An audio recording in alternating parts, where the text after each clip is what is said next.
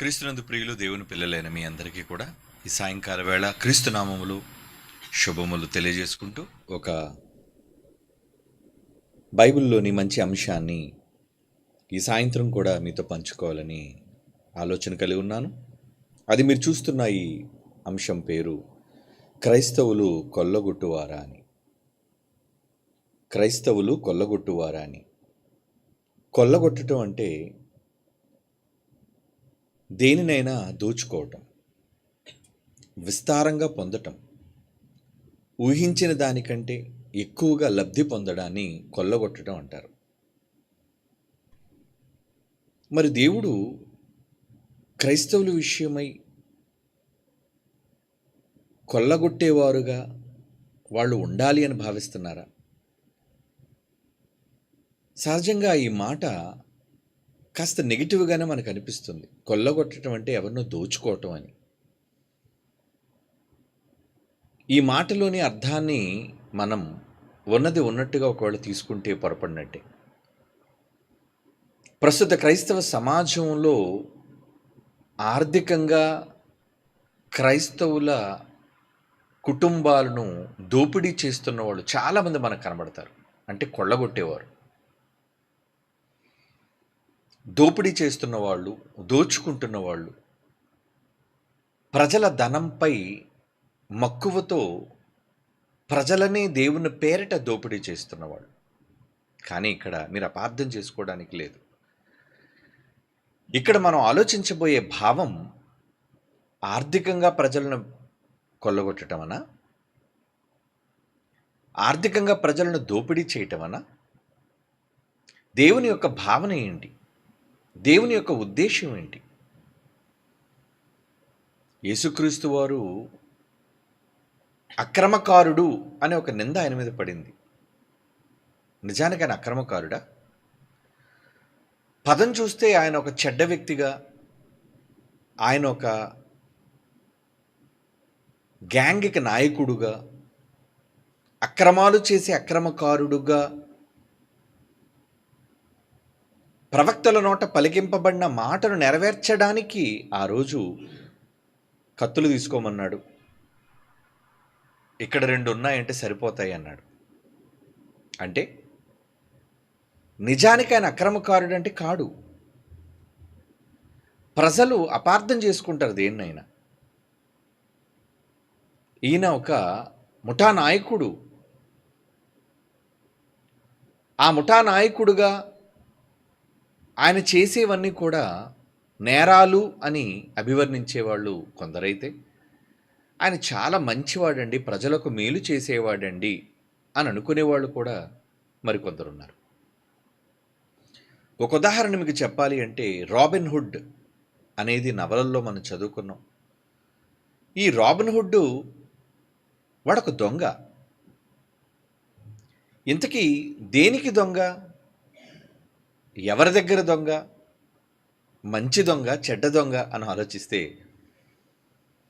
పెట్టుబడిదారుల దగ్గర, భూస్వాముల దగ్గర ధనాన్ని కొల్లగొట్టి పేదలకు పంచేవాడు ఒరిజినల్ రాబిన్ హుడ్. అంటే వాడు కొల్లగొట్టింది కూడా తాను బ్రతకటం కోసం కాదు, కానీ ఎందరో అన్యాయం చేయబడిన వాళ్ళ కుటుంబాలకి న్యాయం చేయటం కోసం వాడు దొంగగా ప్రజల మధ్య అభివర్ణించబడ్డాడు. కనుక వారు చేసే పనులను బట్టి వీళ్ళు దొంగల, మంచివాళ్ళ అనేది మనం ఒక నిర్ణయానికి రావాలి. పూర్తిగా తెలుసుకొని, ఏదో పై మాటలు తెలుసుకొని వీళ్ళు చెడ్డవాళ్ళనో వీళ్ళు మంచివాళ్ళనో ఒక నిర్ణయానికి మనం ఎప్పుడూ ఎవరి కోసం రాకూడదు. ఇప్పుడు క్రైస్తవుల విషయం ఆలోచిస్తే, ఈ క్రైస్తవులు కొల్లగొట్టేవారా అంటే, ప్రస్తుత భౌతిక పరిస్థితులను ఆలోచిస్తే దేవుని పేరట, దేవుని ముసుగులో ధనాన్ని కొల్లగొట్టేవారే చాలామంది మనకు కనబడతారు. దేవుని పేరు చెప్పుకొని ధనాన్ని ఆర్జించేవాడు. అలాంటి కొల్లగొట్టేవాళ్ళ క్రైస్తవులు? అందరి క్రైస్తవులు అలాంటి వాళ్ళ? అది మనం ఆలోచించాలి. ప్రియులారా, దేవుడు అన్న ఒక మాటను చదువుకొని ముందుకు వెళదాం. అదేంటంటే, యెషయా గ్రంథం 61వ అధ్యాయం 6వ వచనాన్ని చూడగలిగితే, యెషయా గ్రంథం 61వ అధ్యాయం 6వ వచనం, మీరు యెహోవాకు యాజకులనబడుదురు, వారు మా దేవుని పరిచారకులని మనుష్యులు మిమ్మల్ని గురించి చెప్పుదురు. మీరు దేవునికి పరిచారకులని మిమ్మల్ని చెబుతారట. జనముల ఐశ్వర్యమును మీరు అనుభవింతురు అంటున్నాడు. చూడండి, జనముల ఐశ్వర్యం అంటే ప్రజల సొమ్మును, ప్రజల ఐశ్వర్యాన్ని మీరు అనుభవిస్తారు, వారి ప్రభావమును పొంది అతిశయింతురు అని అంటున్నాడు తన పిల్లల కోసం. అంటే ప్రజల ఐశ్వర్యాన్ని అనుభవించే వాళ్ళుగా తన వాళ్ళు, తన పిల్లలైన వాళ్ళు, తన జనాంగం ఉండాలి అని దేవుడు కోరుకున్నాడు. నిజానికి ఈరోజు ఐశ్వర్యము, సొత్తు, ఆస్తి అని దేనినన్నా అది దేవుని వల్లే కలిగింది కదా. ఈరోజు దేనికైతే మనం విలువనిచ్చి బంగారమని, వజ్రాలని, ఏమండి ఇలా పలు రకాలుగా వాటికి విలువనిచ్చి మనం చెప్పుకుంటున్నామంటే ఎవరిచ్చినవి అవన్నీ? మన తండ్రి అందరి కొరకు ఇచ్చినవి. కానీ నిజానికి మనుష్యులు దోపిడీకి గురవుతున్నారు. ఆ దోపిడీలో పెట్టుబడిదారులు మధ్యవర్తులుగా ప్రవర్తించి ప్రజలను దోచుకుంటున్నారు. దేవుని పిల్లలారా, అంటే దేవుడు నిజానికి తన పట్ల ప్రేమ కలిగిన వారు, తన యందు భయభక్తులు కలిగిన వారు వాటిని అనుభవించాలి, అందరూ మంచిగా ఉండాలని కోరుకునేవాడు. కానీ చెడ్డవారే దానిని అనుభవిస్తున్నారు, ఆయన పిల్లలైన వారు అనుభవించకుండా పోతున్నారు. అలాంటి సందర్భాల్లో దేవుడు అన్నాడు, జనముల ఐశ్వర్యమును మీరు అనుభవింతురు, వారి ప్రభావమును పొంది అతిశయింతురు అంటున్నాడు. చూడండి, అంటే ఈ మాటల వెనక ఆంతర్యం ఏంటి? ప్రజలు సంపాదించుకోవాలనా? ప్రజలు జనముల ఐశ్వర్యమును అనుభవించాలనా? అసలు ఐశ్వర్యాన్ని చేసిందే దేవుడు మనుషులందరి కోసం, అందరూ అనుభవించాలి.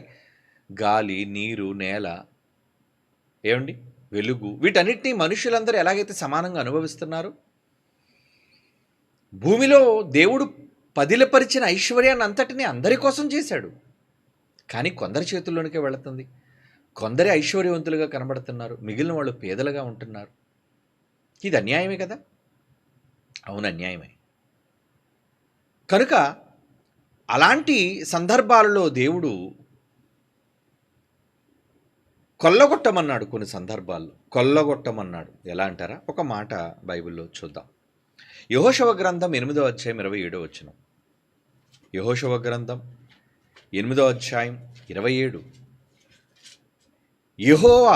యెహోషువకు ఆజ్ఞాపించిన మాట చొప్పున, దేవుడు ఆజ్ఞాపించారంటే, నాయకుడు కదండి, మోషే అనంతరం ఇశ్రాయేలీయులను నడిపించిన నాయకుడు. యెహోషువకు ఆజ్ఞాపించిన మాట చొప్పున ఇశ్రాయేలీయులు ఆ పట్టణములోని పశువులను, సొమ్మును తమ కొరకు కొల్లగా దోచుకొనిరి. ఏం చేశారటండి? వాళ్ళు కొల్లగా దోచుకున్నారట.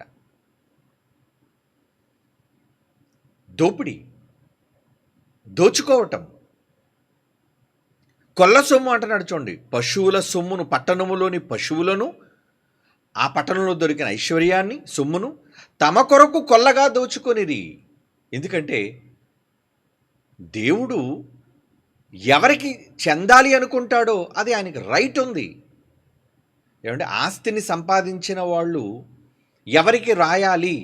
తాత ముత్తాతల ఆస్తి అయితే అందరికీ సమానంగా పంచిపెట్టాలేమో ఈ రోజున చట్టాల ప్రకారంగా. కానీ స్వయంగా సంపాదించుకున్న తండ్రి ఆస్తి అయితే ఎవరికి రాయాలో వాళ్ళకి నచ్చిన వాళ్ళకి రాసుకోవచ్చు. కొడుకుకి రాస్తాడు, మనవరాలికి రాస్తాడు, కుమార్తెకు రాసుకుంటాడు. సొంత సంపాదన కనుక, ఆ సంపాదన మీద అతనికి అధికారం ఉంది కనుక తనకు నచ్చిన వాళ్ళకి ఇచ్చుకోవచ్చు. దేవుడు ఈ భూమి మీద ఈ సంపదను చేసినప్పుడు అనర్హులైన వాళ్ళు దాన్ని అనుభవిస్తున్నప్పుడు దేవుడు ఏమంటాడు? రే, మీరు దీన్ని అనుభవించడానికి అర్హత లేదురా మీకు. ఇదిగో కష్టపడుతున్న నా పిల్లలకు ఉంది అర్హత కనుక లాక్కోండి వాళ్ళ దగ్గర. భయభక్తులు లేని ప్రజలుగా, నేనంటే గౌరవం లేని వాళ్ళుగా, నా మీద ధ్యానం లేని వాళ్ళగా ఎందుకు మీరు అనుభవిస్తున్నారు? అనుభవించే అవసరత మీకు లేదు, అర్హత కూడా మీకు లేదు. అలా అనుభవించే అర్హత ఎవరికి ఉంది? ఇదిగో నా ప్రజలైన వాళ్ళు, నన్ను నమ్ముకున్న వాళ్ళు, సృష్టిని సృష్టించిన వాడను నేను, ఎవరికి ఇవ్వాలో వాళ్ళకి ఇవ్వగలను. కనుక ఒకనాడు తమ సొత్తైన ఇశ్రాయేలీయులను దోచుకున్న వారిని తిరిగి దోచుకోమన్నాడు. ఒక మాట చదువుదాం. నిర్గమాకాండం 12వ అధ్యాయం 35-36 వచనాలు చూడండి. నిర్గమాకాండం 12వ అధ్యాయం 35-36. ఇశ్రాయేలీయులు మోషే మాట చొప్పున చేసి ఐగుప్తీయుల యొద్ద వెండి నగలను, బంగారు నగలను, వస్త్రములను అడిగి తీసుకొని అడిగారట. ఇక్కడ బలవంతంగా వాళ్ళ ఇళ్లలోనికి వెళ్ళిపోయి ఏమంటే వాళ్ళ బీరువాలను బద్దలు కొట్టి తీసుకునే పరిస్థితి కాదండి. ఇక్కడ అడిగి తీసుకొని యెహోవా ప్రజల ఎడల ఐగుప్తీయులకు కటాక్షము కలుగజేసిన గనుక వారు వారికి కావలసిన వాటిని ఇచ్చిరి, అట్లు వారు ఐగుప్తీయులను దోచుకొనిరి. అంటే దేవుడు అలాగ అడగమన్నప్పుడు ఏమండి 10 తులాలు ఇవ్వాలి అనుకున్నవాడు 100 తులాలు ఇచ్చేసాడు, తీసుకో. అలా ఇచ్చేటట్లుగా చేశాడట దేవుడే ఐగుప్తీయులను, ఇశ్రాయేలు కోసం. ఎందుకు? ఇందులో న్యాయం ఉందా? అసలు ఐగుప్తీయులకి సంపద ఎక్కడది?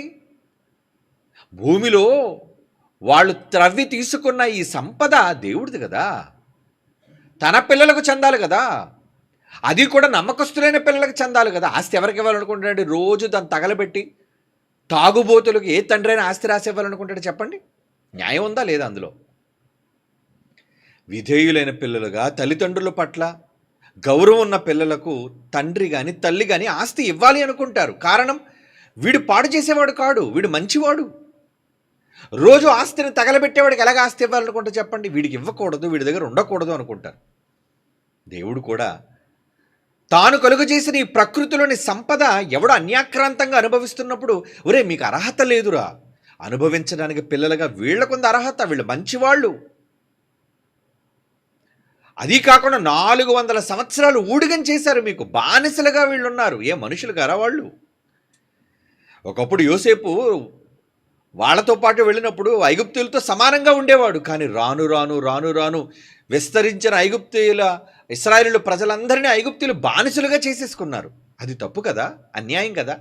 వెట్టి చాకిరీ చేయించుకున్నారు 400 సంవత్సరాలు. ఎన్ని తరాలండి! దోచుకున్నారు, వాళ్ళ కష్టాన్ని దోచుకున్నారు. కాబట్టి ఇప్పుడు వీళ్ళ కష్టాన్ని, వీళ్ళు దాచుకున్న కష్టాన్ని వాళ్ళు దోచుకునేటట్లుగా చేశాడు. న్యాయం అంటారు దాన్ని, సమన్యాయం. ఏమండి? ప్రసంగి గ్రంథంలో ఒక మాట ఉంది. ప్రసంగి గ్రంథం 2వ అధ్యాయం 26. ప్రసంగి గ్రంథం 2వ అధ్యాయం 26 ఏముంటుందో తెలుసండి? అక్కడ దైవ దృష్టికి ఇష్టడగువానికి ఇచ్చుటకై ప్రయాసపడి పోగు చేసే పనట పాపాత్మునికి నియమించును. దైవ దృష్టికి ఇష్టడగువానికి ఇచ్చుటకు ప్రయాసపడే పని ఎవరికి అప్పచెప్పాడట? ఆ పాపాత్ముడిని పిలిచాడు. రే నువ్వు కష్టపడి పని చేయి, నువ్వు ప్రయాసపడి పోగు చేసి ఎవరికి ఇవ్వాలి? దైవ దృష్టికి యోగ్యుడైన వాళ్ళకి ఇవ్వాలి. ఏమండి, ఈరోజు మనం అనుభవిస్తున్న ఈ టెక్నాలజీ, మనం అనుభవిస్తున్న ఈ అత్యాధునికమైన యుగంలో ఇదంతా ఎవరు చేశారు? తమ స్వార్థం కోసం మనుష్యులలో తెలివైన వాళ్ళు తయారు చేసుకున్నారు. కానీ ఈరోజు మీరు దాన్ని అనుభవించటం లేదా? చెప్పండి. టెక్నాలజీని ఈరోజు మనం అనుభవించటం లేదా? ఒక విమానం మీరు ఉపయోగించుకున్నారంటే, ఒక బస్ మీరు ఉపయోగించుకున్నారంటే, ఒక వాహనాన్ని మీరు ఉపయోగించుకుంటున్నారంటే, ఒక మొబైల్ మీరు ఉపయోగించుకున్నారంటే, ఒక మందుని మీరు ఉపయోగించుకుంటున్నారంటే, మెడిసిన్ని, ఇలా ప్రకృతిలో చాలా వాటిని మీరు అనుభవించగలుగుతున్నారు అంటే చేసిన వాళ్ళందరూ ఉత్తములు అనుకున్నారా, మంచోళ్ళు అనుకున్నారా? అందులో పాపులు చాలామంది ఉన్నారు. కానీ వాడు కష్టపడి పని చేసి దేనికోసం చేశాడో తెలుసా? మంచివాళ్ళు చాలామంది ఉన్నారు, నీతిమంతులైన వాళ్ళు చాలామంది ఉన్నారు.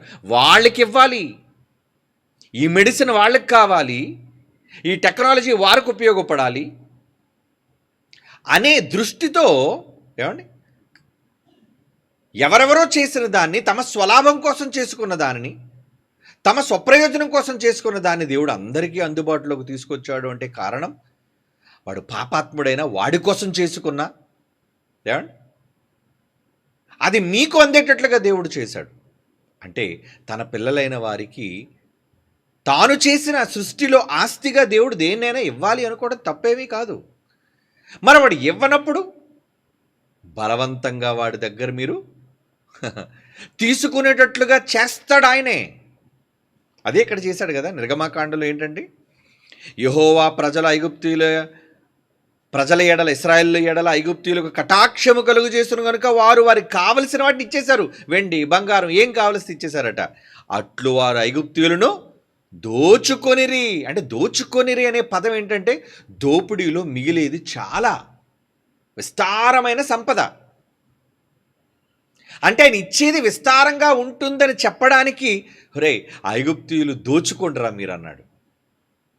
పదం నెగిటివే కావచ్చు, కానీ దాని వెనక హిస్టరీ ఆలోచిస్తే ఏమండి ఇశ్రాయేలీల శ్రమను వాళ్ళ కష్టాన్ని ఎన్ని వందల సంవత్సరాల ఐగుప్తీయులు దోచుకున్నారు చెప్పండి, బానిసలుగా చేశారు చెప్పండి.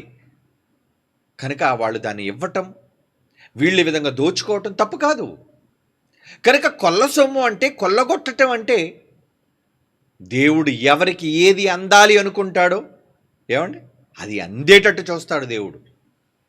కనుక కొల్లగొట్టడం అనగానే బలవంతంగా న్యాయబద్ధంగా సంపాదించిన వాడిని వాడి దగ్గర నుంచి అన్యాయంగా మీరు తీసేసుకోవటం కోసం చెప్పడం లేదు. ఇక్కడ కొల్లగొట్టడం అంటే కష్టపడి చెమటోడ్చి సంపాదించిన వాడి దగ్గర అన్యాయంగా తీసుకోవటం కాదు. అన్యాక్రాంతంగా ఎవడి దగ్గరో లాభాల పేరట ఏమండి దోపిడీ చేస్తే ఆ దోపిడీ చేసిన దానిని దేవుడు పంచేయమన్నాడు, ఇచ్చేయమన్నాడు. అవునా? అవును. కనుక ఈ భావాన్ని బట్టి మనం ఆలోచిస్తే క్రైస్తవులు కొల్లగొట్టేవాళ్ళ అంటే మీరు కొల్లగొట్టేవాళ్ళ? మనం కొల్లగొడతామా? ఏం కొల్లగొడతాం? సహజంగా ఈ పదం కొల్లగొట్టడం అంటే ఆస్తిని కొల్లగొట్టడం, సంపదను కొల్లగొట్టడం, దేనినైనా దోపిడీ చేయడాన్ని కొల్లగొట్టడం అంటారు. ఏమంటే క్రైస్తవులు దేన్ని కొల్లగొట్టారు? కొల్లగొట్టాలి లోకంలోని సంపదలనా? యేసుక్రీస్తు వారు ఒక మాట యేసుక్రీస్తు వారిని గురించి చూద్దామండి. యెషయా గ్రంథంలో ఆయన గురించి ఒక ప్రవచనం రాయబడింది. ఏంటి ఆ ప్రవచనం? యెషయా గ్రంథం 53వ అధ్యాయం 12వ వచనం అండి. యెషయా గ్రంథం 53వ అధ్యాయం 12వ వచనం. కావున గొప్పవారితో నేను అతనికి పాలు పంచిపెట్టేదను. యేసును గురించిన ప్రవచనం. గనులతో కలిసి అతడు కొల్ల సొమ్మును విభాగించుకొనును. గొప్పవాళ్ళతో కలిసి ఆయన కూడా కొల్లగొట్టిన సొమ్మును పంచుకుంటాడట. యాలి అనగా మరణము నొందినట్లు అతడు తన ప్రాణమును ధారపోసెను. ఎందుకు అతను కొల్లగొడుతున్నాడట? ప్రాణం పెట్టాడు కదా, తన రక్తం అంతటినీ కార్చాడు కదా. మరి అలాంటప్పుడు ప్రాణత్యాగం చేసిన వాడు కొల్లగొడితే తప్పేంటి? అర్హత లేదా? ప్రాణత్యాగం చేసిన వాడు కొల్లగొడితే తప్ప? అందుకే అంటున్నాడు, గనులతో కలిసి అతడు కొల్ల సొమ్ము విభాగించుకొనును. యాలి అనగా మరణము నొందినట్లు అతడు తన ప్రాణమును ధారపోసెను. అతిక్రమము చేయు వారిలో ఎంచబడిన వాడాయను. యేసుప్రభు అతిక్రమము చేసిన వారిలో ఎంచబడ్డాడు. సిలువ ఎందుకు వేశారు ఆయన్ని? తప్పు చేశాడనా? మేకులు ఎందుకు కొట్టారు ఆయనకి? కొరడ దెబ్బలు ఎందుకు ఆయనకి? ఆ శిక్ష ఎందుకండి సిలువలో? మరణ శిక్ష ఎందుకు? ఏం తప్పు చేశాడని? అక్రమకారులతో ఆయన కూడా ఒకడైపోయాడు. ఏ పాపం చేయకపోయినా నేరస్తుల్లో ఒక నేరస్తుడిగా అతను తీర్పు తీర్చబడ్డాడు. అతిక్రమం చేయువారిలో ఎంచబడిన వాడాయను. అనేకుల పాపమును భరించుచు, యేసుప్రభు భరించుచు తిరుగుబాటు చేసిన వారిని గురించి విజ్ఞాపన చేసెను. ఇది యేసుదే కదండి మాట. తిరుగుబాటు చేసిన వాళ్ళని క్షమించమని విజ్ఞాపన చేశాడు కదా తండ్రికి. కనుక ఈ యేసును గురించి చెప్పబడుతున్న ఈ మాటలో గనులతో కలిసి అతడు కొల్ల సొమ్ము విభాగించుకొని అంటాడు. యేసుప్రభు లూటియా, డెకాయిటా? ఏమండి, చంబల్ రాణి పోలందేవి మీలో కొంతమందికి తెలుసు. ఏం చేసేదో తెలుసా అండి? లూటీరా అని అంటారు. అంటే ఎవరెవరి దగ్గర ఖజానాలు ఉన్నాయో, ఎవరెవరి దగ్గర బూర్జువాల దగ్గర డబ్బు అన్యాక్రాంతంగా మ్రగ్గుతుందో అలాంటి వాళ్ళని టార్గెట్ చేసేవాళ్ళండి. ఎందుకంటే ఒకప్పుడు నక్సలైట్స్ అనేవాళ్ళు, నక్సల్స్, ఎర్రటి కండువాలు వాళ్ళు కప్పుకొని వాళ్ళు పేదలైన ప్రజలకు డబ్బున్న వాళ్ళు దోపిడీ వాళ్ళ దగ్గర దోచుకొని ఆ సొమ్మును పంచేవాళ్ళండి. ఒక విధంగా వాళ్ళ ఉద్యమం ఆలోచనలు మంచివే, కానీ అన్యాయంగా ఎదుటి మనిషిని చంపటం అనేది వాళ్ళు తీసుకున్న కొన్ని తప్పుడు నిర్ణయాలు అదొకటి. అంటే బలవంతంగా మనిషిని కాల్చి చంపేయాలి, వాడిలో మార్పును తీసుకొని రావాలి అన్న ఆలోచన వాళ్ళకి లేదు, కానీ వీడు తప్పు చేశాడు కాబట్టి చంపేయటమే. కనుక వాళ్ళు ఏం చేసేవారంటే వాళ్ళ ఉద్యమంలో డబ్బున్న వాడిని వాళ్ళు టార్గెట్ చేసేవారు, వాళ్ళ దగ్గరికి వెళ్ళేవాళ్ళు, వాడు బెదిరించేవాళ్ళు, వాడి దగ్గర డబ్బు తీసుకునేవాళ్ళు, వాళ్ళు స్వప్రయోజనాల కోసం కోరుకునేవాళ్ళు కదా. ఎందుకంటే పాపం అడవుల్లో తిరిగేవాళ్ళు, వాళ్ళకి సరైన నివాసాలు కూడా ఉండేవి కాదండి. కానీ ఉద్యమం, ప్రజల కోసం ఉద్యమం వాళ్ళు చేసేవాళ్ళు. సరే, ఇప్పుడు అదంతా క్లోజ్ అయిపోయింది. ఏమండి, వాళ్ళు అణిచివేయబడ్డారు. అంటే వాళ్ళు చేసిన దోపిడీ, వాళ్ళు కొల్లగొన్న సొమ్ము వాళ్ళ ఉద్యమం ప్రకారంగా అది రైట్, వాళ్ళకి ప్రజలకు పంచేవాళ్ళు. అదే ఇందాక చెప్పాను కదా, రాబిన్హుడ్ డబ్బును దోచుకొని, గొప్పవాళ్ళ దగ్గర దోచుకొని, పెట్టుబడిదారుల దగ్గర దోచుకొని పేదలకు పంచటం. అలా యేసుప్రభు కూడా ఇక్కడ ఎలా అయిపోయాడండి, గనులతో కలిసి అతడు కొల్ల సొమ్ము విభాగించుకుని. అంటే ఈయన కూడా కొల్లగొట్టేదారుడా, డెకాయిటా? ఏం కొల్లగొట్టాడు ఈయన? ఎవరి సొమ్మును కొల్లగొట్టాడు? గనులతో కలిసి ఏం పంచుకున్నాడు? ఎందుకంటే యేసుక్రీస్తు వారు కొల్ల సొమ్ములో పాలివాడయ్యాడు. ఎలా అంటారా? కొల్లగొన్న సొమ్ము ఈయన కూడా ఎప్పుడు తీసుకున్నాడు అంటారా? హెబ్రీయులకు రాసిన పత్రిక 7వ అధ్యాయం 1, 2, 4 వచనాలు చూస్తే అబ్రహాము గారు ఏమండి అతని కుటుంబాన్ని జయించి రాజులు తీసుకువెళ్ళిపోతే 10 మంది రాజుల మీదకి దండెత్తాడండి.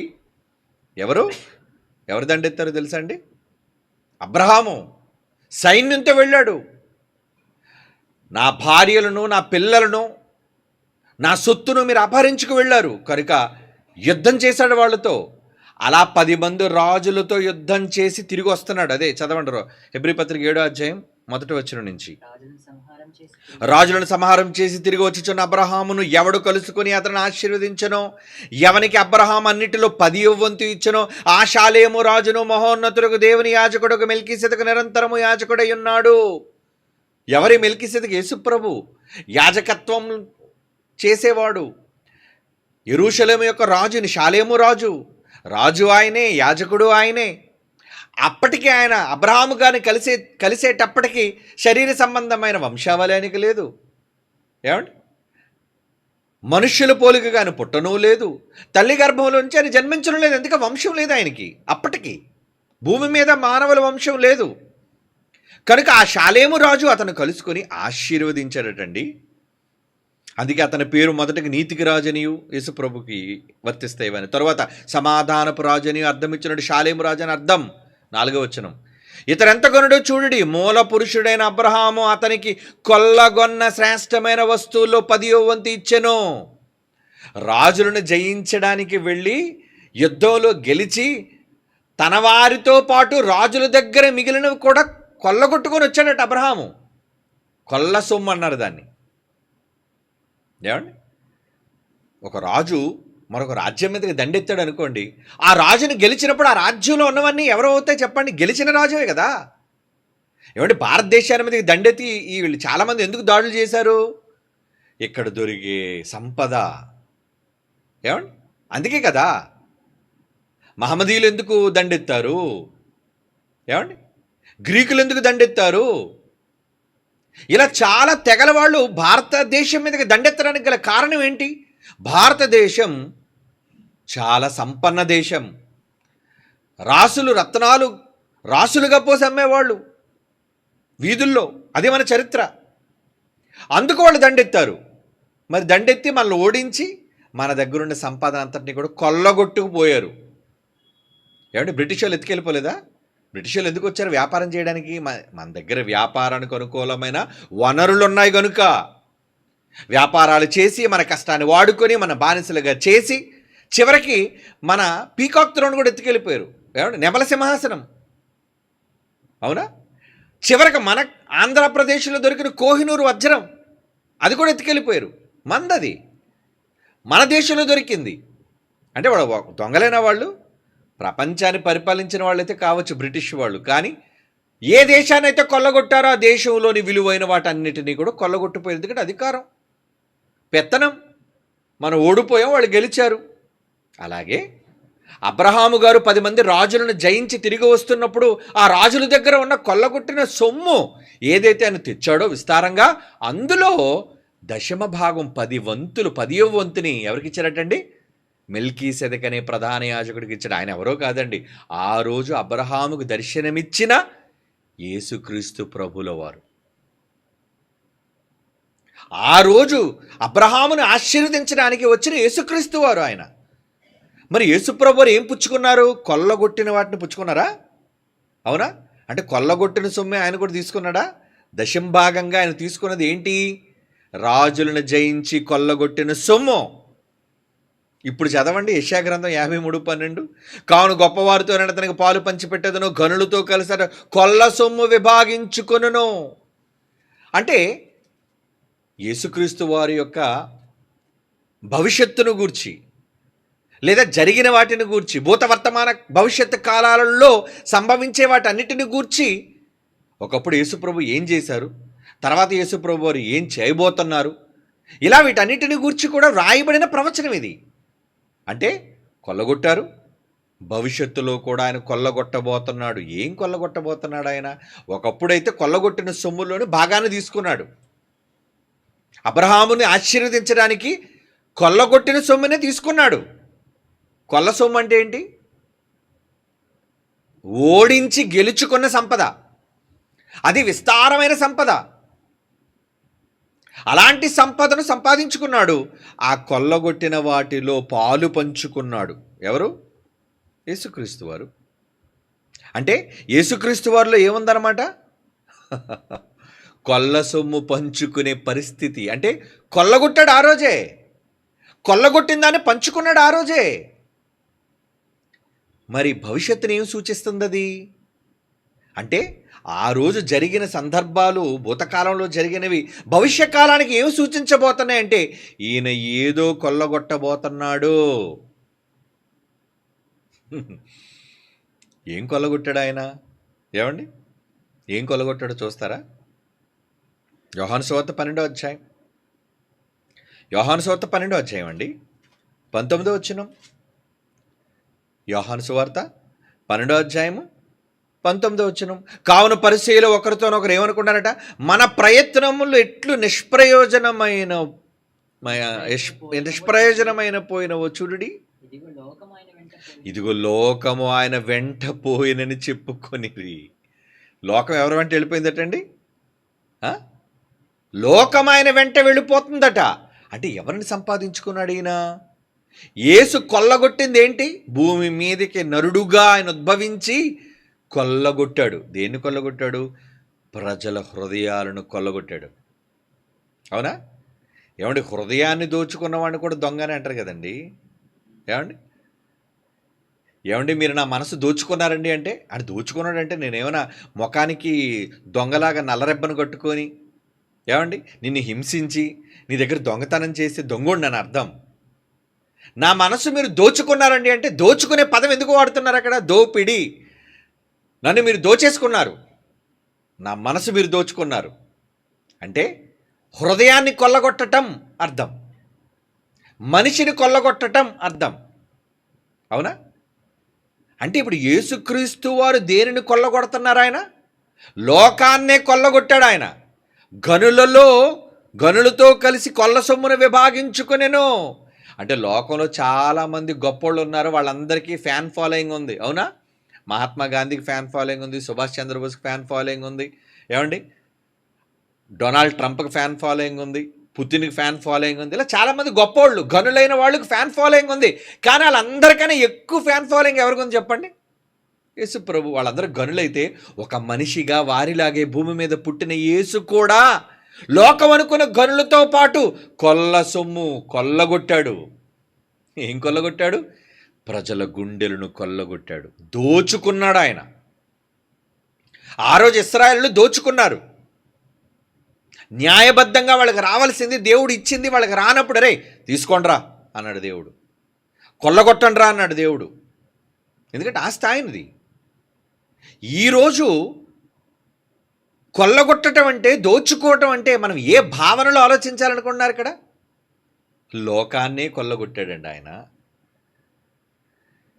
ట్రంప్ చాలామందికి తెలియకపోవచ్చు. ప్రపంచంలో మారుమూల ప్రాంతాల్లో, పల్లెల్లో ఉన్న వాళ్ళకి, ప్రపంచ దేశాల్లో ఉన్న పచ్చి పల్లెటూరులో ఉన్న వాళ్ళకి ట్రంప్ తెలియకపోవచ్చు.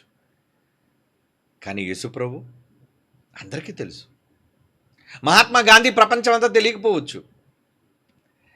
850 కోట్ల మందికి పుట్టిన ఎవరో తెలియకపోవచ్చు. కానీ యేసుప్రభు తెలుసు. తెలుసు అంటే ఆయన కొల్లగొట్టాడు, మనస్సులను దోచుకున్నాడు. అవునా?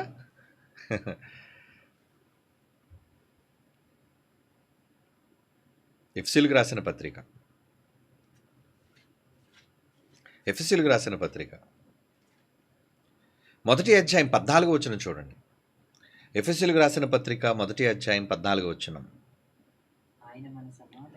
ఆయన, ఎఫెసీ పత్రిక 1వ అధ్యాయం 14, దేవుని మహిమకు కీర్తి కలుగుటకై ఆయన సంపాదించుకొనిన ప్రజలకు అంటున్నాడు. చూడండి, ఆయన సంపాదించుకున్న ప్రజలు. ఎవరిని సంపాదించుకున్నాడు ఆయన? ప్రజలను సొత్తుగా చేసుకున్నాడు. ఇప్పుడు మీరు నేను ఎవరు చెప్పండి? ఎవరి ప్రజలం? ఎవరి సొత్తు? ఎవరి సొత్తు అని రాయబడింది 1 పేతురు 2వ అధ్యాయం 9వ వచనం. అంధకారములో ఉన్న మనలను విడుదల చేసి ఆశ్చర్యకరమైన తన వెలుగులోనికి మిమ్మల్ని పిలిచిన వాని గుణాతిశయములను ప్రచురము చేయుటకై మనం ఏర్పరచబడిన వంశము, రాజులైన యాజక సమూహము, పరిశుద్ధ జనము, దేవుని సొత్తైన ప్రజలు. దేవుని సొత్తట. అంటే ఇప్పుడు యేసుప్రభు వారి సొత్తు మనమేనా? ఏమిచ్చుకున్నాడు మిమ్మల్ని? తన స్వరక్తమిచ్చి సంపాదించిన అన్నాడు. చూడండి, స్వరక్తమిచ్చి సంపాదించాడు. సంపాదన అనగానే మీరేమనుకుంటారు?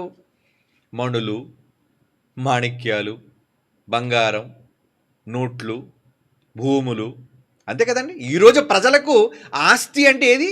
అదే. సంపద అంటే అదే. సంపాదన అంటే అదే. కానీ ఇక్కడ ఏమన్నాడు? దేవుడు అంటే యేసు ప్రభు తన స్వరక్తమిచ్చి సంపాదించిన తన సంఘం అంటే మనందరినీ కూడా కొల్లగొట్టాడు ఆయన. అపోస్తలుల కార్యాలు 20వ అధ్యాయం 28వ వచనం. మీ అందరికీ తెలిసిన మాట ఇది. స్వరక్తమిచ్చి సంపాదించాడు సంఘాన్ని, మనల్ని. రక్తమిచ్చి కొన్నాడు, రక్తమిచ్చి తన వాళ్ళుగా చేసుకున్నాడు. అంటే మన సొత్తేనా? అదే అన్నాడు కదా ఎఫెసీ పత్రిక 1:14, దేవుని మహిమకు కీర్తి కలుగుటకై ఆయన సంపాదించుకున్న ప్రజలకు. ఫుట్ నోట్లో ఏముంది చెప్పండి? దానికి ఫుట్ నోట్లో ఏముంది? సొత్తైన ప్రజలకు. సొత్తు, ఆస్తి, సొమ్ము. మనం అంటే సొమ్మన్నా, ఆస్తన్నా, ధనమన్నా, ఐశ్వర్యం అన్నా ఇవన్నీ పర్యాయ పదాలండి. అంటే మనమందరం కూడా ఆస్తి అయితే మన ఆస్తిని, ఆస్తిగా ఉన్న మనలను క్రీస్తు కొల్లగొట్టాడు, దోచుకున్నాడు. ఇప్పుడు ఆయన్ని వెంబడించే క్రైస్తవులుగా మీరేం చేయాలి? మనమేం చేయాలి చెప్పండి? నిజంగానే ధనాన్ని కొల్లగొట్టేద్దామా? ప్రజలను కొల్లగొడదామా? ఎవరిని కొల్లగొట్టాలి చెప్పండి? ఈరోజు దేవుని పేరు చెప్పుకొని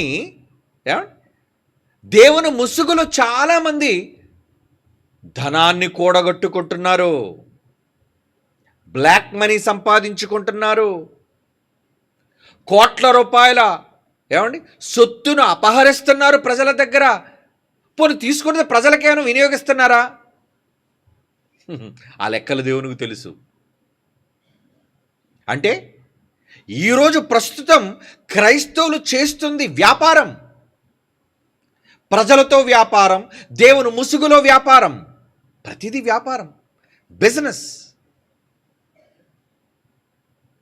అంటే సొమ్మును కొల్లగొడుతున్నాడు. అలా కొల్లగొట్టాలని దేవుడు కోరుకోవటం లేదు.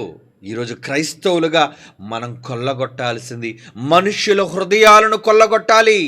ఏమంటే యేసు ప్రభు తన విప్లవాన్ని ఆరంభించడానికి భూమి మీదికి వచ్చి తన సువార్త పరిచర్యని ఆరంభించినప్పుడు మొట్టమొదటిసారిగా గలిలయ సముద్రానికి వెళ్ళాడండి. గలిలయ సముద్రానికి వెళ్ళి అక్కడ వలలను పాపం బాగు చేసుకుంటున్నారు. వాళ్ళని చూసి వాళ్ళతో ఒక మాట అన్నాడు. ఏమన్నాడు? మీ అందరికీ తెలిసిన మాటే. ఏమని మాట్లాడాడు తెలుసా?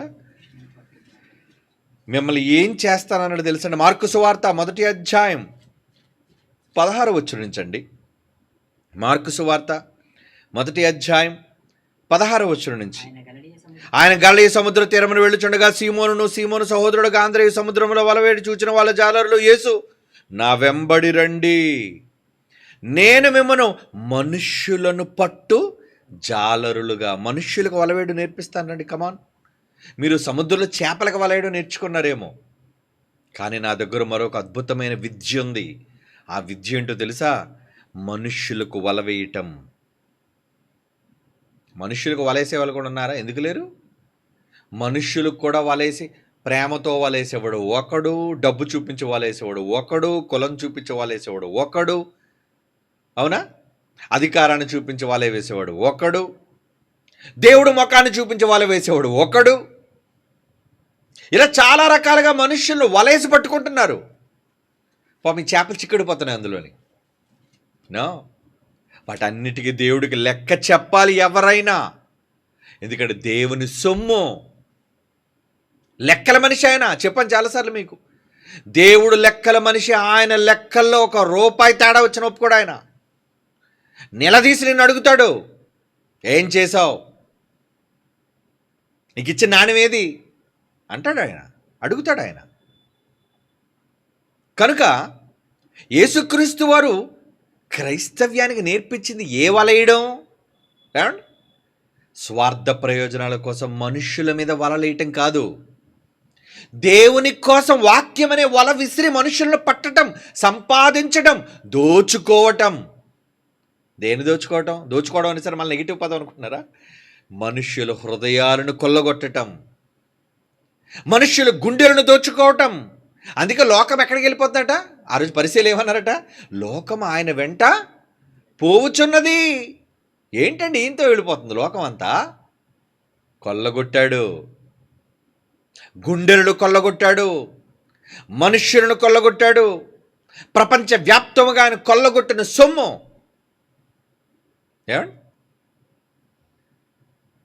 ఏమండి ఆయన కొల్లగొట్టిన వాళ్ళు చిన్నవాళ్ళు ఉన్నారు, పెద్దవాళ్ళు ఉన్నారు. అసలు రోమా ప్రభుత్వం, ఏ రోమా ప్రభుత్వం అయితే యేసుక్రీస్తుని, ఆయన యొక్క క్రైస్తవ్యాన్ని ఉక్కుపాదాలతో అణిచివేయాలనుకుందో అందులో కొల్లగొట్టాడండి. ఎవరిని కొల్లగొట్టాడు?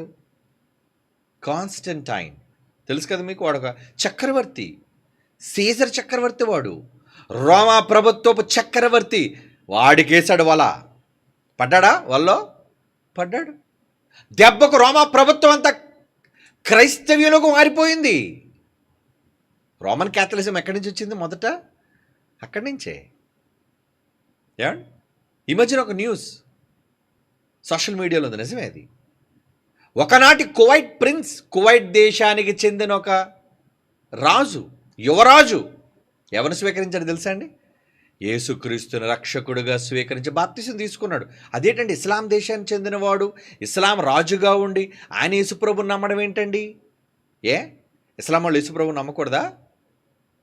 హైందవులు యేసుప్రభుని నమ్మకూడదా? బౌద్ధులు యేసుప్రభుని నమ్మకూడదా? ఎక్కడ చూడండి యేసుని నమ్మిన వాళ్ళు పాకిస్తాన్లో ఉన్నారు, బంగ్లాదేశ్లో ఉన్నారు. ఏమండి, the truth about the Kuwait prince who converted to Christianity. నిజం, ఇది అబద్ధం కాదు.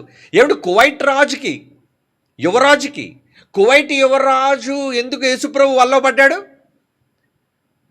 అంత మంచోడండి. ఏమంటే మంచోళ్ళు వలలో పడ్డం తప్పులేదండి, దొంగోళ్ళు వలలో పడకూడదు. యేసుప్రభు మంచోడు, యథార్థవంతుడు, హృదయపూర్వకంగా ప్రేమించేవాడు. ప్రేమించి నమ్మేసేవాడు కాడు, మోసం చేసేవాడు కాదు, నీకోసం ప్రాణం పెట్టినోడు. ఎవరు నమ్మరు చెప్పండి ఆయన్ని?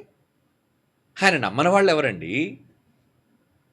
ఈరోజు మన దేశంలో ఉన్న కలవరం ఏంటంటే, అరే అందరూ యేసుప్రభుని నమ్మేస్తున్నారా, మత మార్పిడి చేసేస్తున్నారా, క్రైస్తవ్యులకి వెళ్ళిపోతున్నారా, క్రైస్తవ్యం చాప కింద నీరుల భారతదేశంలో విస్తరిస్తుందిరా. ఎందుకు విస్తరించాలి? నాయకుడు ఎలాంటాడు? ప్రజల ధనమాన ప్రాణాలను కొల్లగొట్టేవాడు కాడు. ఏమండి, యేసుప్రభు ఎవరి డబ్బు దోచేసుకున్నాడు చెప్పండి? యేసుప్రభు ఎవరిల్లు దోచేసుకున్నాడు? ఎవరు భూములను భూస్వామిగా ఆయన ఆక్రమించేసుకున్నాడు చెప్పండి? ఈరోజు మన నాయకులు, ఆడ నాయకుడైతే చాలు ఒక 100 ఎకరాలు ఉంటాయి ఆడికి. వాడు అధికారి అయితే చాలు, కోట్ల రూపాయల ధనం వాడి దగ్గర. చివరికి దేవుని ముసుగులో ఒక సామాన్యుడిగా ప్రారంభమై వాడు కూడా కోట్లకు అధిపతి. వీళ్ళ నాయకులు. ఈ మధ్యన తెలంగాణలో ఏమండి మరి రేవంత్ రెడ్డి గారు ఓపెన్గా ప్రకటించుకున్నారు. ఏమని? నాకు కూడా స్విట్జర్లాండ్ బ్యాంకులో అకౌంట్ ఖాతా ఓపెన్ చేసుకున్నాను. మళ్ళీ ₹1,00,000 ₹5,00,000 ఉంటే ఓపెన్ చేయరండి. స్విస్ బ్యాంకులో అకౌంట్ ఓపెన్ చేయాలంటే 1,00,000 2,00,000 కుదరదు. 1,000 కోట్లు ఉండాలా, 1,000 కోట్లు. ఏమండి మరి ఉన్నాయి ఆయన దగ్గర? ఉన్నాయి. ఎక్కడివి ఆయనకే తెలియాలి మరి. ఏమండి ఆయన గొప్పగా చెప్పుకున్నాడు. చిరంజీవి గారికి ఉంది, నేను కూడా ఒక అకౌంట్ హోల్డర్ని అయ్యాను. చాలామంది గొప్ప గొప్ప అంబానీ లాంటి వాళ్ళు, నాయకులు లాంటి వాళ్ళు, ప్రపంచంలోని ధనికులైన వాళ్ళు స్విస్ బ్యాంకులో డబ్బు దాచుకున్నారు. నేను కూడా ఒక ఖాతా తెరుచుకున్నాను. అది గొప్పగా చెప్పుకున్నాడు ఆయన. అంటే నాయకుడు స్విట్జర్లాండ్ బ్యాంకులో అకౌంట్ తెరుచుకున్నాడు అంటే కోట్ల రూపాయలు ఎక్కడో నేను మీకు చెప్పనవసరం లేదు. ఏమండి కానీ యేసుప్రభు వాళ్ళ స్విస్ బ్యాంకులో అకౌంట్ ఓపెన్ చేసుకున్న నాయకుడే ఏంటి? నో, ప్రజలకు తన ప్రాణాన్ని పణంగా పెట్టిన నాయకుడండి. ఏ నాయకుడండి ప్రజల కోసం ప్రాణం పెట్టినోడు? ఏ నాయకుడండి ప్రజల కోసం తనకున్నదంతా ఇచ్చేసేవాడు? మొదటి శతాబ్దపు క్రైస్తవ్యానికి ఏమి నేర్పించింది బైబిల్? ఏం చెప్పింది? తమ చరస్థిరాస్తులను అమ్మి వారి అక్కర కొలది పంచారటండి. జక్కే మనసును కొల్లగొట్టాడా? యేసుప్రభు కొల్లగొట్టాడు. జక్కే ఎందుకు చూడాలనుకున్నాడు? ఎందుకు రావాలి అనుకున్నాడు? ఈయన చాలా మంచోడండి, ఈయన మాటలు ఏంటంటే అద్భుతంగా ఉన్నాయి, చాలా నిస్వార్థపరుడండి. కొల్లగొట్టినప్పుడు యేసుప్రభు ఆయన దగ్గరికి వచ్చేయమన్నాడు. ఇదిగో నీ మనసును కొల్లగొట్టాను కాబట్టి నీ దగ్గరున్నదంతా పంచుతావా? ఇంటికి వస్తాను అన్నాడు. పంచేస్తాను ప్రభువా. వెరీ గుడ్, పంచేయి. అంటే ఒక నిజమైన నాయకుడు ప్రజలకు ధనాన్ని పంచమని చెబుతాడు.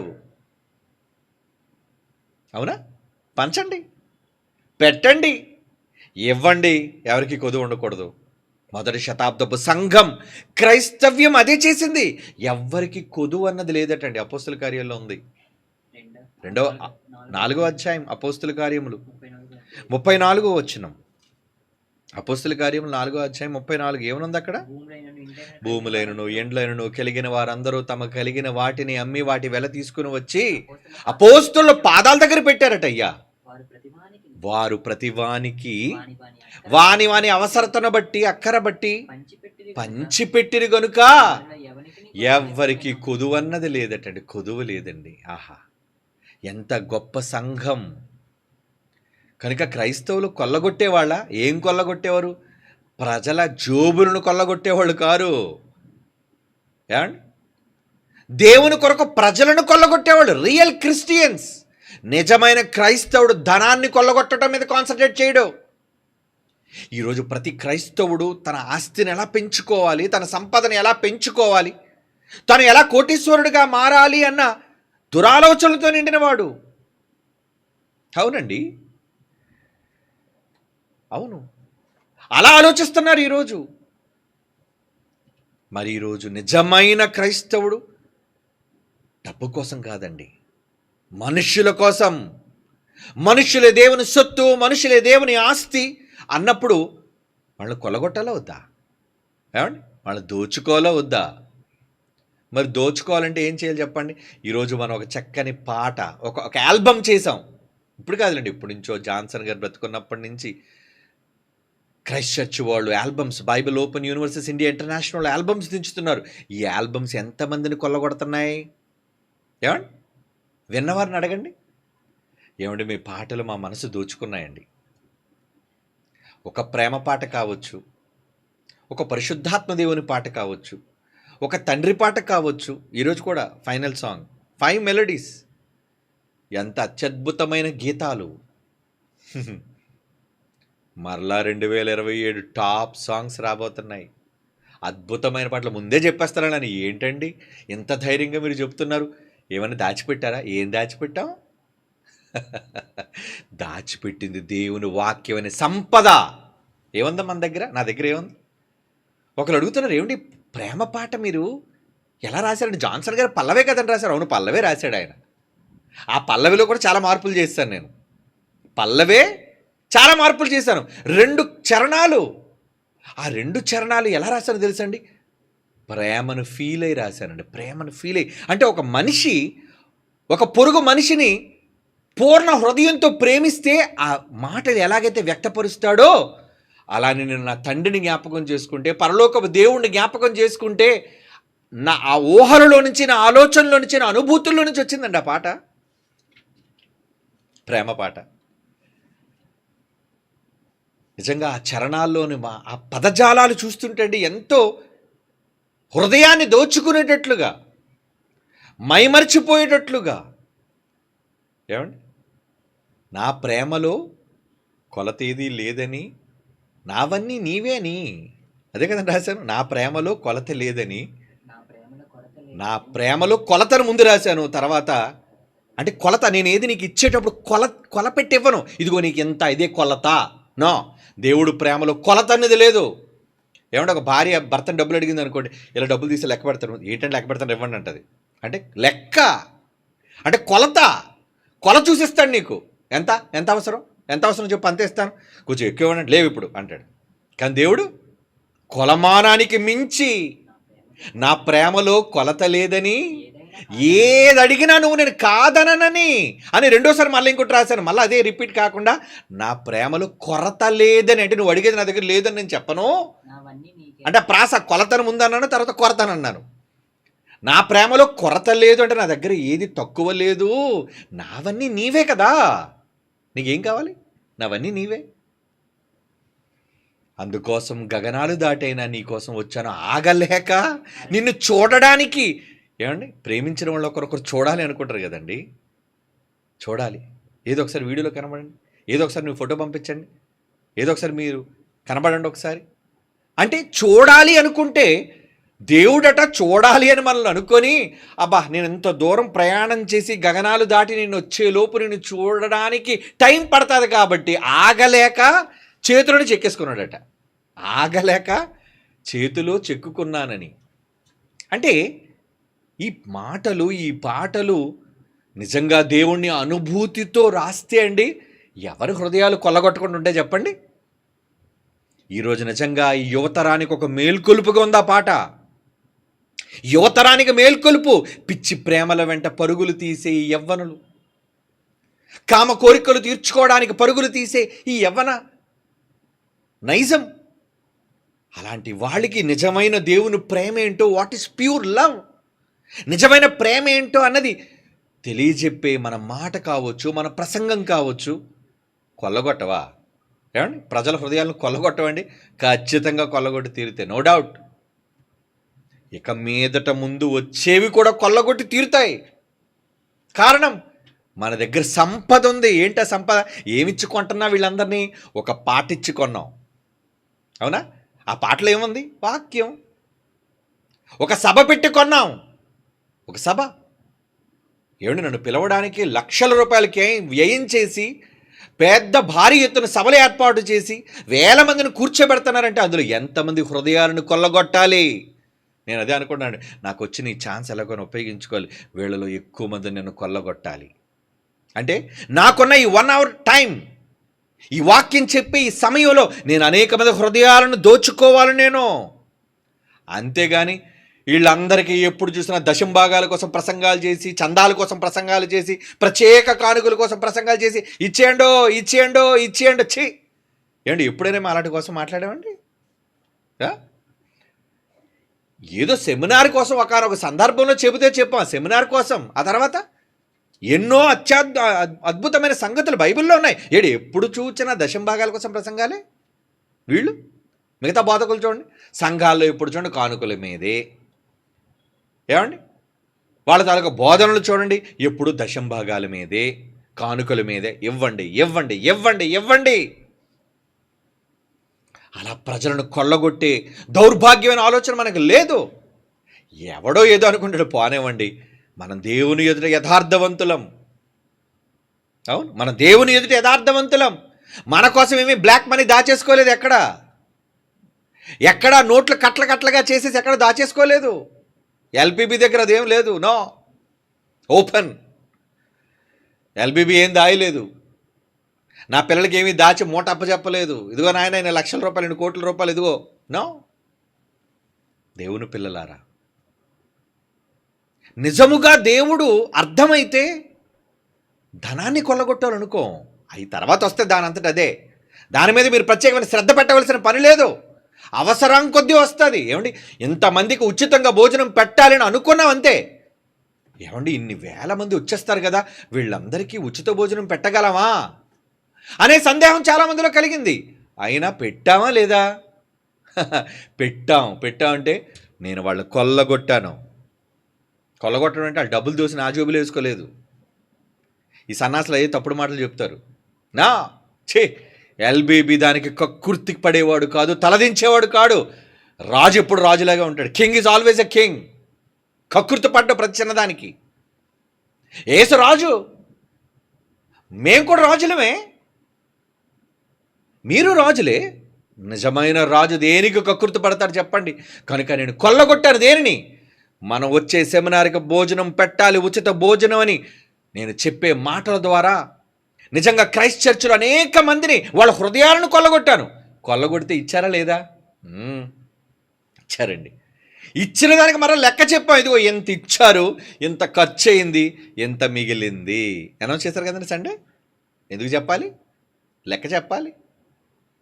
యథార్థత. పనికి మాలిన అర్థం కాని లోకం ఏది మాట్లాడినా ప్రతి వాడు తప్పుగా మాట్లాడే ప్రతి మాటకు లెక్క చెప్పు తీరుతాడు దేవునికి. వాగనివ్వండి, లోకంలో ఉన్న సన్నాసులు వాగనివ్వండి, డోంట్ కేర్. అందుకే పట్టించుకోకూడదు ఎప్పుడు ఎవరిని. అంటే క్రైస్తవులుగా మనం కొల్లగొట్టాలి అన్న మన దృష్టి దేని మీద ఉందో తెలుసా? హృదయాలను కొల్లగొట్టటం. యేసు అదే చెప్పాడు, మనుష్యులను పట్టు జాలరులుగా. అదే కదండి, నేను మిమ్మల్ని మనుష్యులను పట్టు జాలరులుగా చేసేదను అని వారితో చెప్పను. వెంటనే ఏం చేశారంటే, మార్కు 1:16-18 వచనాలండి. వెంటనే వారు తమ వలలను విడిచి ఆయన వెంబడించి వెళ్ళిపోతున్నారట. ఏంటండి, ఏం మాయ చేశాడండి ఈయన? లాక్కెళ్ళిపోతున్నాడు ఆయన. ఏం మాయ చేశాడు? మాయ కాదది, ఆకర్షణ, ప్రేమ, ట్రూ లవ్. నిజంగా ప్రేమిస్తే ఆ ప్రేమను మీరు వదులుకోలేరండి. అందుకే ఇప్పటి వరకు ప్రపంచ క్రైస్తవులు ఎన్ని హింసలు పెడుతున్నా, ఏమండి, క్రైస్తవానికి హింసలు రావట్లేదా? నైజీరియాలో ఊచకోత ఏంటి, గల్ఫ్ దేశాలలో క్రైస్తవ్యం మీద జరుగుతున్న ఊచకోత ఏంటి, ఈ దేశంలో జరుగుతున్న దహనకాండ ఏంటి, ఎన్ని ప్రాంతాల్లో క్రైస్తవుల పైన భయంకరమైన దాడులు జరుగుతున్నా ఎవరండి యేసు ప్రభువును వదిలేసుకోగలిగారు? భయపడి అమ్మో వద్దండి బాబు, మేము ఇంత ఉండలేమండి, వదిలేళ్ళిపోయారా? లేదు. ఎందుకు? లవ్, ప్రేమకు కట్టుబడిపోయారు. అంటే నిజమైన ప్రేమకు కట్టుబడితే అసలు వదిలి వెళ్ళలేవు నువ్వు. ఎక్కడికి వెళ్ళిపోతావు? అందుకే పౌలు అంటాడు, మీ ప్రేమ మమ్ములు బలవంతం చేస్తుంది. మీ ప్రేమ మమ్ములు బలవంతం చేస్తుంది అంటాడండి ఆయన. చూడండి ఆ మాట ఎక్కడుందో. బలవంతమా? దేనికి బలవంతం? అంటే నిజంగా దేవుని వాక్యానికి ఒకవేళ మీరు కట్టుబడిపోతే ఆ ప్రేమను విడిచిపెట్టి ఎక్కడికి పోతారు మీరు? వద్దన్నా అతని వెంటే ఉంటారు మీరు. ఎవరు కాదన్నా అతని వెంటే ఉంటారు మీరు. ఎన్ని ఇబ్బందులు కలిగినా, అవమానాలు కలిగినా ఆ ప్రేమను వదులుకోలేరు మీరు. That is true love. అది నిజమైన ప్రేమ. అంతేగాని అవసరాలకు భయపడిపోయి, ఏమండి, అవసరాలకు పరిస్థితులను బట్టి మారిపోయి మనుషులు వదిలిపోయేది కాదు ప్రేమ. యేసుప్రభు అలా సంపాదించాడు, కొల్లగొట్టాడు. క్రైస్తవులు కొల్లగొట్టువారండి. కొల్లగొట్టువారే. అందులో నేనున్నాను. I'm a Christian. ఒక క్రైస్తవుడుగా నా పాట ద్వారా, నా మాట ద్వారా గుండెలను కొల్లగొడతాను నేను. క్రీస్తు ప్రేమ మమ్మల్ని బలవంతం చేస్తుంది అన్నాడు చూడండి పౌలు. 2 కొరింథీ పత్రిక 5వ అధ్యాయం 14వ వచనం. 2 కొరింథీ పత్రిక 5వ అధ్యాయం 14 అండి. ఏమంటున్నాడు? క్రీస్తు ప్రేమ మమ్మును బలవంతము చేయుచున్నది. బలవంతం. దేనికి బలవంతం? దేనికి బలవంతం? ఆయన్ని విడిచిపోలేని బలవంతం, ఆయన వదులుకోలేని బలవంతం. ఉన్నవైనా రాబోవైనా చివరికి ఏమంటారు తెలుసండి? ఖడ్గమైన మరణమైన క్రీస్తు ప్రేమ నుంచి మమ్మల్ని ఎడబాపువాడు ఎవడు? ఆయన ప్రేమ కట్టుబడిపోయేవండి. యేసును లవ్ చేశామా? ఎస్. ఇంకెవడు కనబడినా ఎవడిని లవ్ చేసేటంతటి మనస్సు మాకు లేదు. ఏమండి ఈరోజు యువతరం అలా ఉంది. ఒకడు లవ్ చేస్తారు, వీడికన్నా ఇంకోటి అందగాడు కనబడ్డా అనుకోండి, మనసు వెళ్ళిపోద్ది ఆడవైపు. వీడు బ్రేకప్ చెప్పేసి వాళ్ళతో వెళ్ళిపోతారు. ఒక ఆడదే కావచ్చు, మొగుడే కావచ్చు. ఏమండి ఒక అమ్మాయిని మనస్ఫూర్తిగా ప్రేమించి దానికన్నా అందమైనది, తెలివైంది, డబ్బు ఉన్నది ఏదైనా కనపడింది అనుకోండి, దీన్ని మోసం చేస్తాడు, దాని వెంట పోతాడు. ఇది మనుషుల ప్రేమ, అవునా? అవసరాల కోసం మారిపోయే ప్రేమలు. కానీ దేవుని కోసం ప్రేమ అటువంటిది కాదు, కాకూడదు. మీ మనసులో నిజమైన అదే ప్రేమ ఉంటే, అదే పౌలు అన్నాడు చూడండి, అంటే ఆ ప్రేమను బాగా అర్థం చేసుకున్నాడు కనుక, బాగా యేసు ప్రభు వారు తన మనస్సును కొల్లగొట్టారు కాబట్టి. కొల్లగొట్టాడా? కనబడ్డాడు ఒకసారి. సౌలా, నన్ను ఎందుకయ్యా హింసిస్తున్నాను? ఒక్క మాటగా పడిపోయాడండి. పడిపోయాడా? మాటగా పడిపోయాడు. వీళ్ళంటారు ఐ లవ్ యూ అని ఒక మాటగా పడిపోయా అంటారు వీళ్ళు. పనికిరాని మాటలకి, ఈ లోకం చెప్పుకునే దౌర్భాగ్యమైన అర్థాలు. కానీ ఇక్కడ పౌలేమంటున్నాడు? ఏ ప్రేమ? క్రీస్తు ప్రేమ బలవంతం చేస్తూ దేని నుంచి వేరు చేయలేమంటున్నాడు చూడండి. రోమాపత్రిక 8వ అధ్యాయం 35-36 వచనాలండి. రోమాపత్రిక 8వ అధ్యాయం 35-36. క్రీస్తు ప్రేమ నుండి, ఆయనతో మాకున్న అనుబంధం నుండి, బంధం నుండి, క్రీస్తు ప్రేమ నుండి మనలను ఎడబాపోడు ఎవడు? శ్రమ? కష్టపెడతావా? బాధ పెడతావా? నన్ను అతను ప్రేమిస్తున్నందుకు హింస పెడతావా? క్రైస్తవుల్ని ఆయన నమ్మినందుకు, వెంబడిస్తున్నందుకు కరువా? డబ్బు లేకపోయినా, ఆకలితో ఉన్నా, బట్టలు లేకపోయినా, భయంకరమైన ప్రమాదం వచ్చినా, చివరికి కత్తి మెడ మీద పడినా మనలను ఎడబాపునా. ఏంటండి ఈ మాటలు? మరణమైనను, జీవమైనను, దేవదూతలైనను, ప్రధానులైనను, ఉన్నవైనా రాబోనవైనా, అధికారులైన, ఏదైనా, ఎత్తైనా లోతైనా క్రీస్తు ప్రేమ నుంచి మనలను ఏది ఎడబాపజాలదో. అంటే ఒక వ్యక్తిని నిజంగా ప్రేమిస్తే వాడికంటే గొప్ప అందగాడొచ్చినా వస్తావా నాతోటి? పో. That is love. వాడికంట జ్ఞానవంతుడు వచ్చినా పోరా. నీకు ఇది ఇస్తాను, అది ఇస్తాను, అక్కర్లేదు. నీకు ఇది లేదు కదా, నేను ఇస్తాను, నో, నాకు వాళ్లే కావాలి అని నిలబడేది ప్రేమ అయితే, క్రీస్తు హృదయాలను ఏం చేశాడు? ఆయన కొల్లగొట్టాడు కనుక ఆ కొల్లగొట్టిన ప్రేమ ఏమని మాట్లాడుతుంది? కరువైన, ఉపద్రవమైన, బాధ అయినా, కష్టమైనా మమ్మల్ని క్రీస్తు ప్రేమ నుంచి దూరం చేయలేదు. ఎవ్వరూ మమ్మల్ని క్రీస్తు ప్రేమ నుంచి దూరం చెయ్యలేరు అని చెబుతున్నాడంటే హృదయాన్ని దోచుకున్నాడు కదండి ఆయన. యేసు దోచేశాడా? మనసు దోచిన మహనీయుడు, మహోన్నతుడు, గొప్పవాడు. అందుకే క్రీస్తును వదులుకోలేకపోతుంది ప్రపంచం, వదులుకోలేదు కూడా. ఎందుకంటే మన కోసం తన ప్రాణాలే వదిలేసుకున్నాడండి. గొప్ప త్యాగం అంతకంటే ఎవరు చేయగలరండి? అందుకే ఆయన ప్రేమకు కట్టుబడిపోయాం. ఆయన ప్రేమకు మనం కట్టుబడిపోయాం కనుక దేన్ని కొల్లగొట్టాలి చెప్పండి ఇప్పుడు క్రైస్తవులారా? ఆ రోజు యేసు ప్రభు వారు కొల్లగొట్టారు అంటే దేన్ని కొల్లగొట్టారు? న్యాయంగా కొల్లగొట్టవలసిన దాన్నే కొల్లగొట్టాడు ఆయన. ఎవరినైతే సంపాదించాలో వారినే సంపాదించాడు ఆయన. మరి ఈరోజు మీరు చేయవలసింది, క్రైస్తవులు కొల్లగొట్టువారా చెప్పండి? మనం కొల్లగొట్టేవాళ్ళవా? అవునో. ఎవడు హృదయాన్నైనా కొల్లగొడతాం అని అనుకునేది సాధించడానికి ఎన్ని హృదయాలనైనా కొల్లగొడతాం.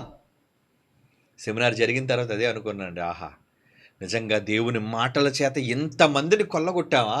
వచ్చేసారు జనం, ఎటు చూసినా జనం, ఖాళీ లేదు, బిల్డింగ్లు నిండిపోయి, ఆడిటోరియంలు నిండిపోయి, అన్నీ నిండిపోయి చివరకండి మరి ఆ ఫౌంటైన్ ముందు మీరు గమనించారో లేదండి,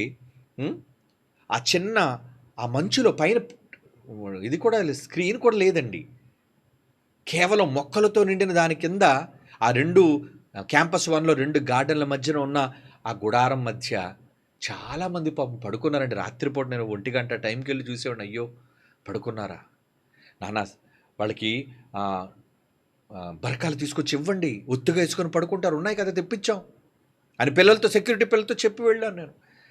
అంటే వాళ్ళంతా రావడానికి కారణం ఏంటి? కొల్లగొట్టబడ్డారు వాళ్ళు. అలా కొల్లగొట్టడానికి మీలో ఎంతోమంది, నేను ఒక్కటే కాదండి, మీ ధనం కొల్లగొట్టింది, అవునా, మీ కష్టం, అవునా, పనిచేశారు, చాలామంది శ్రమదానం చేశారు, పనులు చేసే కొల్లగొట్టారు, ధనాన్ని ఇచ్చి కొల్లగొట్టారు, దేవుని వాక్యాన్ని చెప్పి కొల్లగొట్టారు, పాటలకి ఇచ్చి కొల్లగొట్టారు, అవునా, అవును. ఫోన్ చేసి అడుగుతున్నారు, ఏమండి తర్వాత చేయబోయే పాటలు చెప్పండి, మేమే ఇస్తామండి మొత్తం అంతా. దేనికి? కొల్లగొట్టబడ్డారు. ఏమండి, గెలిచేసుకున్న వాళ్ళని. అలా గెలుచుకొని దేనికోసం ఉపయోగించాలి వాళ్ళని?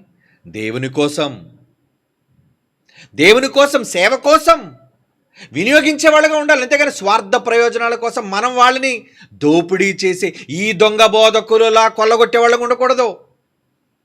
హృదయాలను దోచి మనుష్యులను పట్టుకొని సంపాదించే గొప్ప జాలరులుగా ఆ రోజు అదే నేర్పించాడు విద్య. మనుష్యులు పట్టుకోవడం నేర్పిస్తాను. చివరికి ఏమన్నాడు తెలుసండి? అన్యాయపు సిరి ఉంటే, డబ్బుంటే, ఏమండి, మీ డబ్బుతో, మీ అన్యాయపు సిరితో స్నేహితులను సంపాదించండి. ఏమండి, అవకాశం వచ్చింది కాబట్టి చెబుతున్నాను నేను, గొప్ప కోసం కాదు. చాలామంది ఫీజు లేక నా దగ్గరకు వచ్చేటప్పుడు, ఏమండి రికమెండ్ చేస్తారా ఫీజు కోసం అంటే, నేను రికమెండ్ చేయలేనండి. పరీక్ష రాయాలని వాళ్ళు ఆసక్తిగా ఉన్నారు. వాళ్ళు పేదరికం, డబ్బులు లేవు వాళ్ళ దగ్గర, డబ్బులు లేవు. మరి యాజ్ ఎ జాయింట్ డైరెక్టర్గా నేను ఒక సంతకం పెడితే ఎగ్జామ్ ఫ్రీగా రాయొచ్చు. డైరెక్టర్ గారు అంగీకరించవచ్చు, అంగీకరించకపోనవచ్చు. ఎందుకంటే ప్రతిదీ విలువ ఉంటేనే కానీ, ఏమండి, విలువ ఉంటేనే కానీ వాళ్ళు దాని విలువ తెలియదు. దేన్నైనా కొనుక్కుంటేనే కానీ. అప్పుడు నేనేం చేశాను తెలుసా అండి? మీరు నిజంగా రాస్తారా దేవుని కోసం? అవునండి, వీళ్ళు చాలా బాగా చదివేవాళ్ళు పిల్లలు అన్నప్పుడు మీకు తెలియకుండా చాలామందికి నేనే నా జేబులో ధనాన్ని ఇచ్చి ఫీజు కట్టి రాయండి. నిజంగా అండి, ఈరోజు ర్యాంకర్స్ చదువుతున్నప్పుడు అండి నా మనసు చాలా పొంగిపోయింది. అందులో ర్యాంకర్స్ ఉన్నారండి, ఫస్ట్ ర్యాంక్, సెకండ్ ర్యాంక్ సాధించిన వాళ్ళు ఉన్నారు. వాళ్ళ ఫోటోలు చూసినప్పుడు, అది ఎవరో నేను చెప్పాలండి, ఆ ఫోటోలు చూసినప్పుడు వాళ్ళకి నేను డబ్బులు ఇచ్చానని చెప్పినప్పుడు పొంగిపోయానండి నేను చాలా. నేను ఫీజుకి డబ్బులు కట్టి వీళ్ళతో రాయించాను అంటే వీళ్ళు చాలా గట్టోళ్ళు, వీళ్ళు నిలబడతారు దేవుని కోసం, వీళ్ళు చేస్తారు సేవ. భవిష్యత్తులో ఎలాంటి వాళ్ళు కావాలి? పెట్టుబడి పెట్టాలి. దేనికోసం పెట్టుబడి?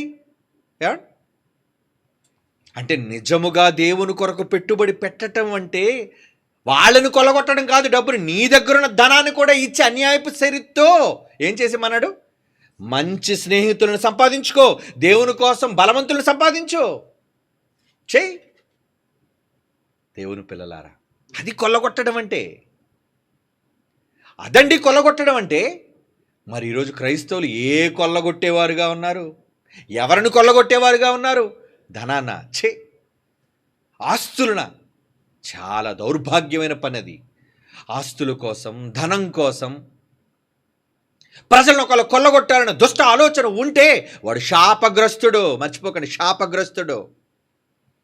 యథార్థమైన హృదయంతో దేవుని కొరకు మనుషులను సంపాదించాలి అనుకున్నవాడు యథార్థవంతుడు. మీరు అలాంటి యథార్థవంతులు కావాలి అంటే త్యాగాలు చేయండి, కష్టపడండి దేవుని కోసం. మనుషులను సంపాదించాలి. దేవుని కొరకు మనుష్యులను యేసు ఎలాగైతే కొన్నాడో, నువ్వు కూడా నీ మాట, నీ కష్టం, నీ త్యాగం, దీనిని పెట్టుబడిగా పెట్టి మనుషులను సంపాదించాలి. ఆ విధంగా కొల్లగొట్టాలి అంటున్నాడు. చూడండి, కొల్ల సొమ్మును ఏం చేయాలండి? సంపాదించాలి. చివరిగా ఈ మాట చదువుదాం. యెషయాగ్రంథం 9:3. యెషయాగ్రంథం 9:3. నీవు జనమును విస్తరింపచేయుచున్నావు, వారి సంతోషమును వృద్ధిపరుచుచున్నావు. కోతకాలమున మనుష్యులు సంతోషించినట్లు, దోపుడు సొమ్మును పంచుకుని వారు సంతోషించినట్లు వారు నీ సన్నిధిని సంతోషించుచున్నారు. ఏమండి, సెమినార్ జరిగిన తర్వాత దేవుని కొరకు అత్యద్భుతమైన పాటలు దించిన తరువాత, ప్రజల మధ్యకి అవి వెళ్ళిన తరువాత, ప్రజల హృదయాలను కొల్లగొట్టిన తరువాత ఏమనుకోవాలి? ఏమనుకోండి, దోపుడు సొమ్ము పంచుకొని వారు సంతోషించినట్లు వారు నా సన్నిధిని సంతోషించుచున్నారు. ఎస్, ఇప్పుడు నేను సంతోషిస్తానండి. Hats off, wonderful. సెమినార్ని అనుకున్నట్టు సాధించాం, ఉచిత భోజనాలు పెట్టాం. ఎవడు ఎన్ని చెత్త కామెంట్లు పెట్టినా అందరికీ ఇడ్లీ పంచిపెట్టాం, అందరికీ ఏమండి మంచి మంచి టిఫిన్లు పంచిపెట్టాం, ఏమండి మంచి రుచికరమైన ఏమండి నాన్ వెజిటేరియన్ భోజనం కూడా ఉచితంగా పంచిపెట్టామండి. ఇదంతా కొల్లగొట్టడం కాదా? ఏమో డబ్బంతా దాచేసుకోవచ్చు కదా, ఉచిత భోజనాలు చెప్పి డబ్బంతా దాచేసి అకౌంట్లో వేసేవచ్చు కదండి. నా సంతోషం, ఈ సంతోషం రావాలి అంటే అదే ఇక్కడ చెప్తున్నాడు, దోపుడు సొమ్ము పంచుకొని వారు సంతోషించినట్లు. ఇప్పుడు సంతోషపడుతున్నారు మీరంతా? ఎస్, నేనైతే బహుగా సంతోషిస్తున్నానండి. నేను బహుగా సంతోషిస్తున్నాను. ఎందుకంటే దోపుడు సొమ్ము పంచుకొని వారు సంతోషించినట్లు వారు నీ సన్నిధిని సంతోషించుచున్నారు. మనం ఈరోజు ఆయన సన్నిధిలో సంతోషిస్తున్నాం. దేవుని కొరకు సాధించాం కార్యక్రమాలని. ఇక్కడ ఆపేద్దామా? దోపుడు సొమ్ము ఇంకా దోచుకుందామా? ఏమండి, లూటి ఆపేస్తే ఎలా అండి? దోచుకోవడం. వీళ్ళందరూ లోకంలో ₹1,00,00,000 దాచుకొని వేల వేల వేల వేల కోట్లు, ఏమండి 30-50 తరాలు కూర్చొని తిన్న తరగని ఆస్తులు సంపాదించిన ఇంకా సంపాదన మీద పిచ్చండి వీళ్ళకి. లోక సంబంధమైన మట్టిలోనికి పోయే డబ్బు మీద ఎంత వ్యామోహం ఉంటే అనంతమైన సంపద కోసం, ఆ మహాలోకాన్ని సంపాదించుకోవడం కోసం నాకు వ్యామోహం ఉండదా ఏంటి? ఏమండి, నాకు కొల్లగొట్టాలని ఉండదా ఏంటి? ఎస్, ఇంకా సంపాదించాలి. ఏం సంపాదించాలి? నోట్లు కట్టలు కాదు, మనుష్యుల గుండెలు, మనుష్య హృదయాలను కొల్లగొట్టాలి. అలా కొల్లగొట్టేవారుగా మీరందరూ మారాలని దేవుడు చెబుతున్నాడండి. ఈ ఆంతర్యం, ఈ మాటల వెనక ఉన్న ఆంతర్యం అదే, అర్థం అదే. దాన్ని ఈరోజు క్రైస్తవ సమాజం వక్రీకరించి చెడ్డగా మాట్లాడుకుంటుంది, చెడ్డగా దోపిడీ చేస్తుంది. తప్పు. దేవుడు దానికి లెక్క చెప్పాలి వాళ్ళందరూ. కానీ మనం యథార్థవంతులుగా దేవుని సేవ కోసం, సేవకులను తయారు చేయటం కోసం, సేవను విస్తరింప చేయటం కోసం ప్రజలను సంపాదిద్దాం, కలిసి సంపాదిద్దాం, కలిసి కొల్లగొడదాం. ఈ ప్రపంచాన్ని, ఈ దేశాన్ని కొల్లగొడదాం. అవునా? భారతదేశాన్ని కొల్లగొడదాం. ఇతర దేశాలు కొల్లగొడదాం ఇతర దేశాలను కూడా. కానీ దానికోసం మీకు ఏం కావాలి? పట్టుదల. కొల్ల సొమ్మును సంపాదించాలన్న పట్టుదల మీకుంటే, యేసుప్రభు ఎలాగైతే కొల్ల సొమ్మును విభాగించుకున్నాడో మనం కూడా ఆయన వారసులుగా ఈ ఉద్యమంలో మనం కూడా కొల్లగొట్టేదారులుగా మారాలి. కొల్లగొట్టాలి, హృదయాలను కొల్లగొట్టాలి, మనస్సులను కొల్లగొట్టాలి, మంచిని కొల్లగొట్టాలి, మంచిని పంచాలి, దేవుని కొరకు సేవను విస్తరింప చేయాలి. అదేంటి దేవుని కోరుకునే ఉద్దేశం. Okay, God bless you. కళ్ళు మూసుకోండి, ప్రార్థన చేసుకుందాం. పరిశుద్ధుడైన తండ్రి దేవా, మనుషులను బట్టి జ్ఞానాన్ని మీరు మాకు మీ వాక్యం ద్వారా ఇచ్చారు. అది మా గొప్పతనం కాదు తండ్రి, మీ వాక్యానికి ఉన్న ఆకర్షణ. మా మాట కావచ్చు, మా పాట కావచ్చు, అవి మీ మాటలే తండ్రి. అందుకే ప్రజల హృదయాలను కొల్లగొడుతున్నాయి ఈరోజు. ఇంకా ప్రపంచంలో మనుష్యులను సంపాదించుకునే సంపన్నులు మేము కావాలి అని ఆశపడుతున్నాం. వరాన్ని అనుగ్రహించమని కోరుకుంటున్నాం. దయతో మా వరాన్ని అంగీకరించి, స్వీకరించి, వరాన్ని మాకు అనుగ్రహించి మా కోరికను నెరవేర్చవలసిందిగా మిమ్మల్ని వేడుకుంటూ క్రీస్తు యేసు వారి పరిశుద్ధమైన నామంలో ఈ ప్రార్థన వేడుకొనిచున్నాము తండ్రి. ఆమెన్.